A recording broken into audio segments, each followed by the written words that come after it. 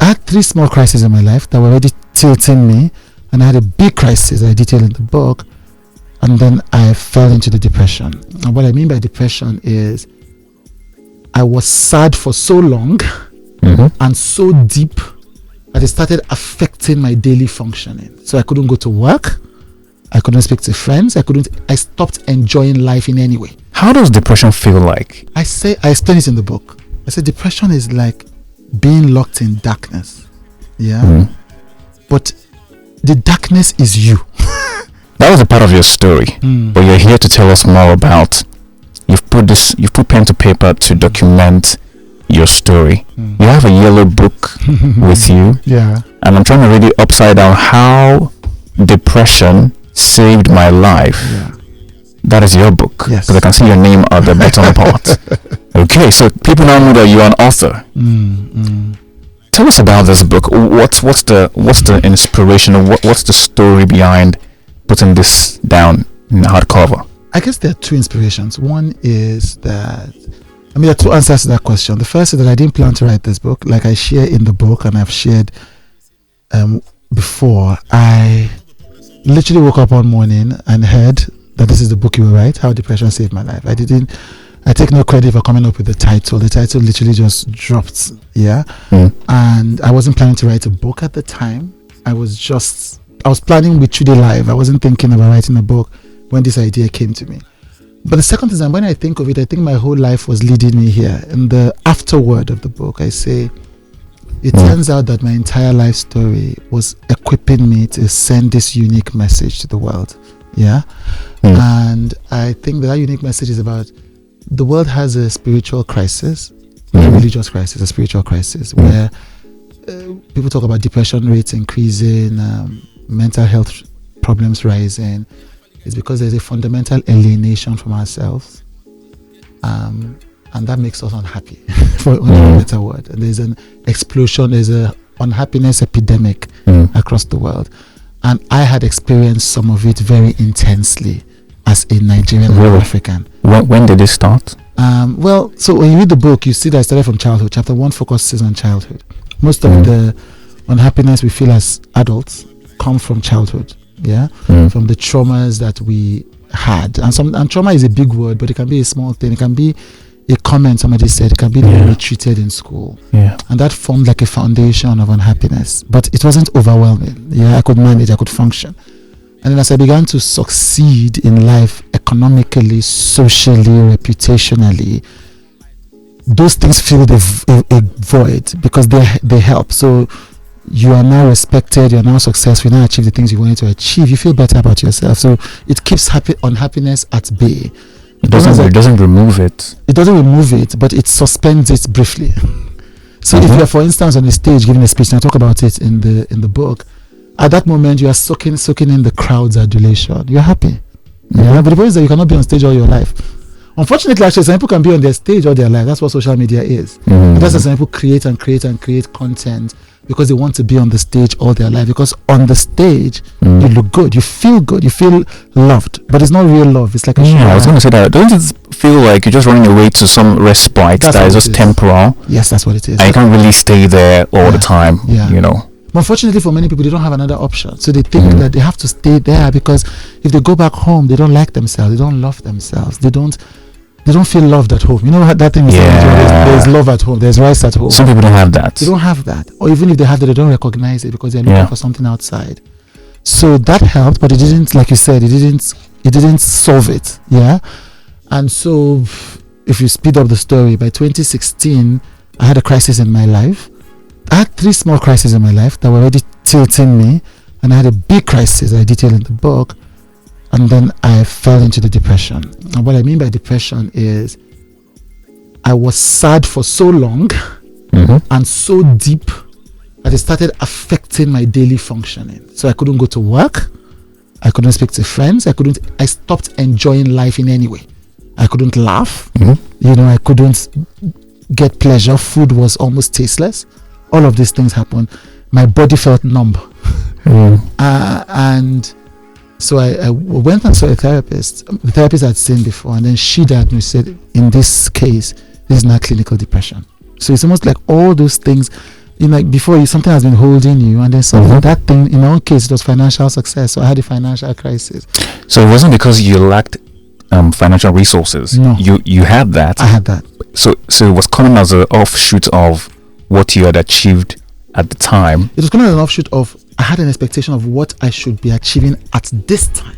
Is that classic? This is not where I'm supposed to be in life. So like, I thought I just done some big projects. I expected that by this year the money should be flowing in. But not only does the money not flow in, things froze. So I started dipping into my savings. And at that point I realized that my entire identity was wrapped around being a success. And this was 2016. This was 2016.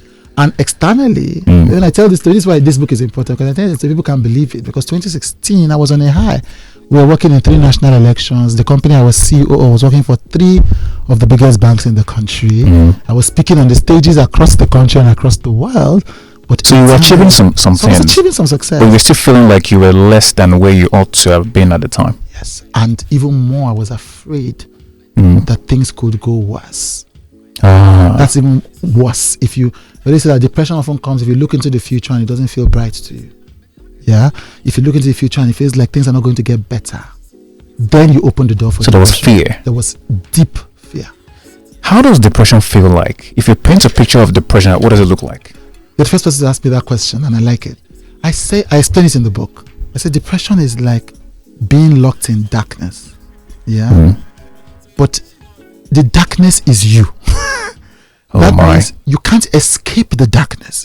So you have to understand that what is the you and me that imagines stuff? It's something inside us. It's not our physical eyes. Our imaginations are inside us. So take that thing with which you interpret the world. And imagine that thing is not just locked in darkness, but defined by darkness. It cannot see light. So imagine a dark room. Everything is dark. There's no when light you're flying for a family. You can't find your way. You can't do anything. You are stuck. That's one way to think about it. Another way to think about it is that depression is like a stroke. Now, when a person has a physical stroke, their eyes can be open, but they can't not functioning. Okay. So you tell them, move your body. He wants to move his body. You can see his eyes moving, but he can't move his body. It's like the classic dream where you're trying to run away and then you can't move. Exactly. And you feel stuck. Depression is like your mind has had a stroke. Wow. Your mind is paralyzed. Yes. I don't think anyone has ever described it this way, because people talk about depression. Are you sure you're depressed? You're just sad, or you're just... So depression is deeper than just sadness. Deeper. And so you tell somebody it's deeper than sadness. And I tell people to separate sadness from depression. Sadness is normal. Sadness is fine. Sadness is what stops you from doing stupid things. Sadness is what makes you know that that's not good for me. Sadness is okay. It's part of what some people call the normal range of human despair. That's not depression. Sadness is healthy. Normal emotion. Yes, sadness is an emotion. Grief is an emotion. If you fail an exam, you should feel sad. If you feel happy that you failed an exam, something is wrong. So that sadness helps you do better. Okay. But there are 2 things. The emotional state of being depressed, which is different from the sickness, is if you allow that sadness hold you, that you don't take action, then that sadness you are moved from being sad to being depressed, because you don't take any action. You just wallow in it. If you don't be careful, that state of being depressed can now lead to clinical depression, which means your emotions have so become dampened that you can no longer function. Okay. On the question now, because a lot of times we see a lot of public individuals like yourself. You're on television, you're on stage, you're doing your thing. People don't even imagine that you could get possibly sad or depressed, because they feel like you have everything going on for you at the time. Did you run with Chude Live while still depressed? No. So that's why I started with Chude, because I came out of depression and I wanted to spread the good news. That's what happened. So 2016 I got depressed. I quit my job. 2017 I came out of depression by the end of 2016. I learned a lot of things. I began to research a lot more, and I went off to a fellowship at Yale University. And while I was there, I realized that the things that had helped me thus far, I wanted to share it with the world, especially Africans. And so the next year, which was 2018, I was thinking, what's the best way to do this? And I thought, I've been a TV interviewer before I stopped. I used to run everybody knows the show, Robin Minds, and then I handed it over to Ebuka. And I thought, you know what? I think the best way, the most compelling way would be to do a TV show. So that's what led to the show. But I didn't want to share my story.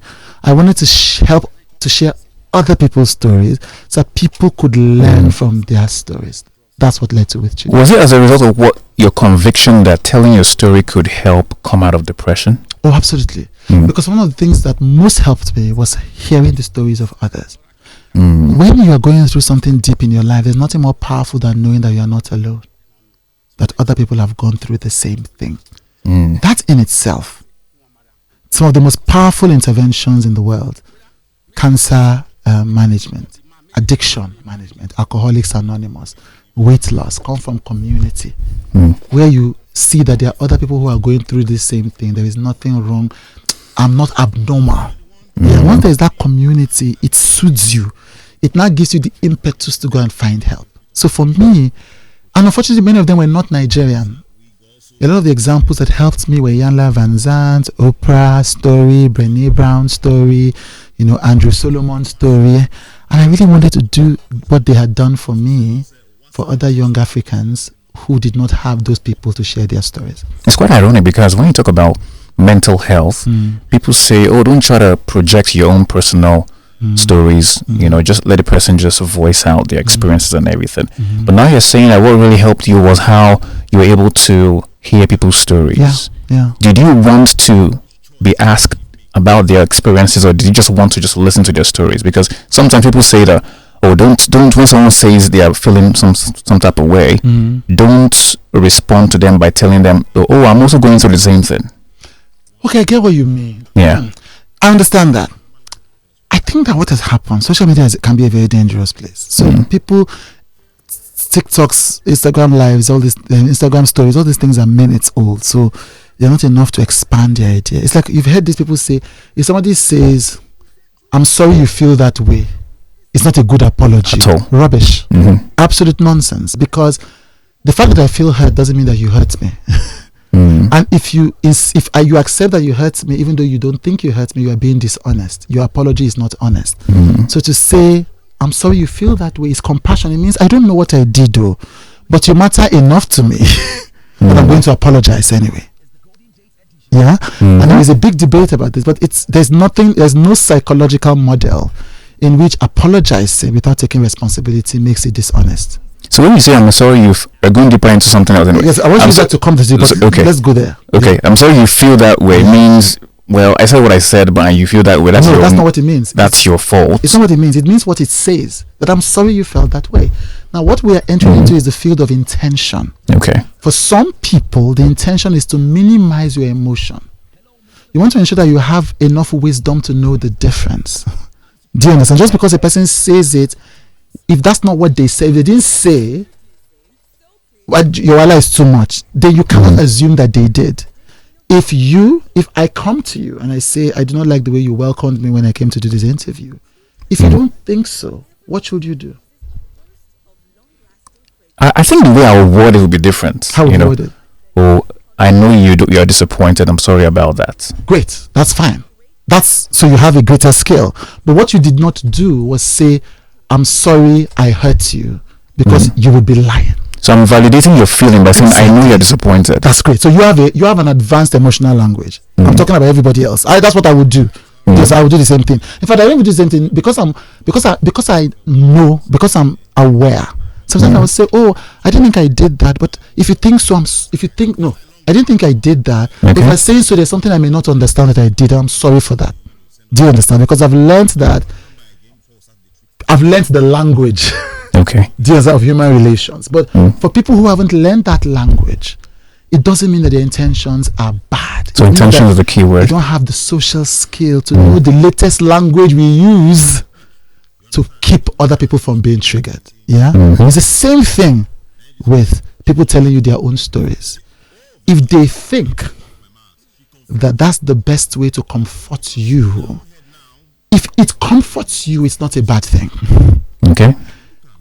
You can now tell them that didn't help. Okay. Do you understand? That didn't help. And then if they repeat it, in spite of you telling them that didn't help, then that's a problem. But they cannot know what helps you until they try. Okay. In fact, sometimes the trying becomes comforting. Do you understand what I'm saying? So to that extent, it's not true. There are many people who are comforted by people saying I have gone through the same thing. And I think I agree as well. And there are some people who are not comforted because they've met a lot of people who are using that to reduce their experience. Yes, true. So it's not the word that is, it's not the phrasing that's the problem. It's the energy behind the phrasing. I personally feel comforted when someone else is feeling the same thing or going through the same. I want to hear what you went through. Exactly. I want to feel like what I'm going through. I'm not the first person to go through it. Yes. So that, and since you thrived or you came out of it, yes, I have some hope that I can come out of it. Classic psychological intervention. See, now with a therapist, a therapist's job, the job is to show you that this problem is not pervasive, it's not personal, and it's not permanent.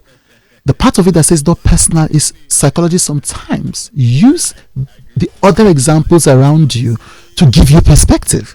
So in that case, you're not dismissing your concerns. You're saying, look, it's not personal. It's not because you are terrible. It's not because God is punishing you. It's because you are human. And this is what happens to all humans. So I tell people, don't judge people's help ab initio. If it doesn't help you, tell them it doesn't help you. And then if they repeat it, then you know that they're dismissing your emotions. Okay. Anyway, we won't let the cat out of the bag. There's a book available. I'm sure there's a channel with which folks can pick up a copy of this. How Depression Saved My Life by Chude. Yeah. How can we get a copy of this? It's in bookshops across the country. Okay. Especially, I know that it's in Roving Heights, which is a popular bookshop across Lagos, across Abuja, and I think in Port Harcourt. It's also available on Amazon worldwide. Okay. And it's available on the website of my publishers, narrativelandscape.com. So if you order on Narrative Landscape, they'll deliver it to you within a week. Narrativelandscape.com. But also across bookshops across the country. Do you have it on maybe like Audible or something? It's coming out on Audible 1st of December. Okay. Yes, it's coming out on Audible 1st of December. It's on Kindle and book form on Amazon. It's coming out on Audible 1st of December, and it's coming out. We are introducing something dramatic, something different called a video book. And that is coming out on the 5th of January. That must have taken a toll on whoever produced it. Yeah, it was work. I can imagine. How many months did it take us? I was asking my colleague. It took us 3 months to record. 3 months to record the video book. Start, stop. I get tired. Start, stop. I can imagine. Yeah. I can imagine. But thank you so much for stopping by. Thank you for having me. And we love what you do and how you do it. And one thing I like about you is you allow your guests express themselves. So now that you've explained what the backstory is, I understand more. Because I see that you just keep quiet and you listen to them, allow them express themselves. Yeah. I love that about you. Well done. Thank you. Thank you very so much for stopping by. Glad to see you again. And glad to yes, indeed. Yes, because I saw him at Podfest and it was quite something. So you said it's going to be on Audible very soon. It's on Audible for the 1st of December, but currently it's on Kindle and Amazon. It's on bookshops across the country, and it's on Narrative Landscape. Okay, you want to quickly share your socials? Yeah, well, yes, at Chude on Instagram. Okay, and at With Chude on YouTube. All right, fantastic. Thank you so much. We'll go for a quick break right now. We'll come back shortly. This is a live drive on Lagos Talks 91.3.